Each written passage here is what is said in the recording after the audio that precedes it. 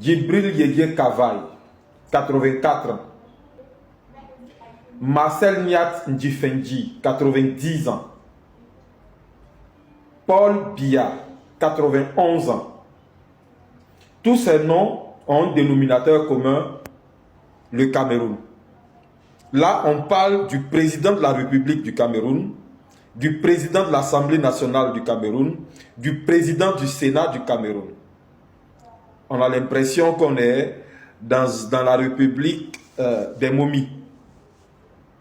Alors, Camerounais, quand vous vivez ça, et que votre quotidien est dirigé par ça, par des personnes qui à peine arrivent à prononcer 2 phrases. Non, ne serait-ce qu'une seule phrase. Consacré aux questions orales adressées aux membres du gouvernement. Un mot audible, ne serait-ce que ça. Votre président de l'Assemblée nationale n'est pas capable de le faire.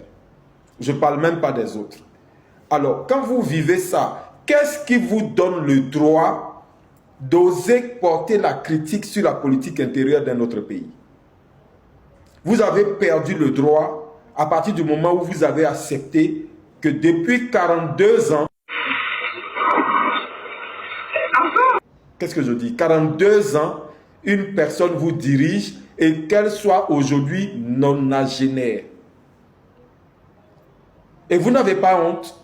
Vous vous concentrez, vous vous musclez, vous vous battez à critiquer les pays des autres. Pourtant, vous êtes assis là-bas dans une ambiance mortifère et ça ne vous choque pas. Désormais, fermez-la. Désormais, fermez-la parce que vous n'avez plus le droit à la parole. Ce n'est pas possible. On ne peut pas continuer de vivre au XXIe siècle dans une ambiance comme ça et prétendre vouloir le développement. Vous allez vous développer avec des cerveaux qui commencent à s'endormir